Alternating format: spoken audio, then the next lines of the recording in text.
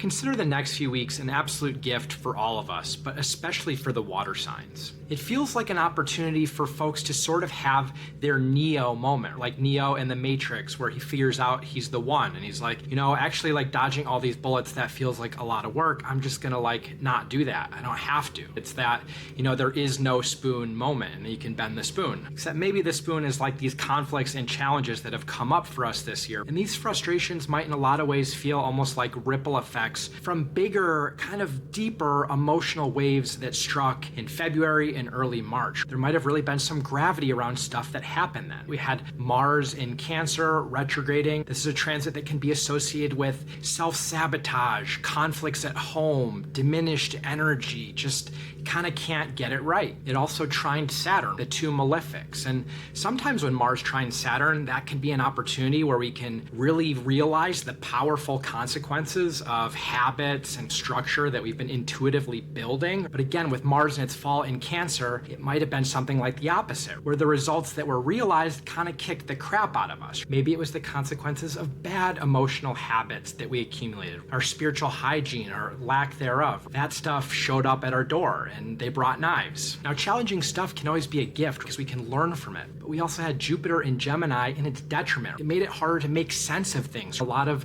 second guessing, informational overload, burnout, anxiety. So fast forward to now, and we again have that Mars trine Saturn aspect, except this time it's playing a role in a larger grand water trine that's forming. You have Saturn and Neptune retrograding back into Pisces. We have Mars in Scorpio, and we have Jupiter exalted in Cancer. And this is a wave of really supportive, creative energy where we can revisit perhaps some of those themes from earlier in the year, except this time really grow and nurture a new foundation for ourselves and expand beyond some of these petty things that seem to have been limiting us over the year, and to move into a place of trust and faith where suddenly those things don't seem so bothersome anymore. Suddenly the spoon isn't there anymore. There's this theme of revisiting kind of our spiritual and emotional hygiene. That might sound silly or trivial, but when we really take care of that, we are able to encounter and attack our problems differently. So how are we focusing on doing the things that help us emotionally self-regulate? How are we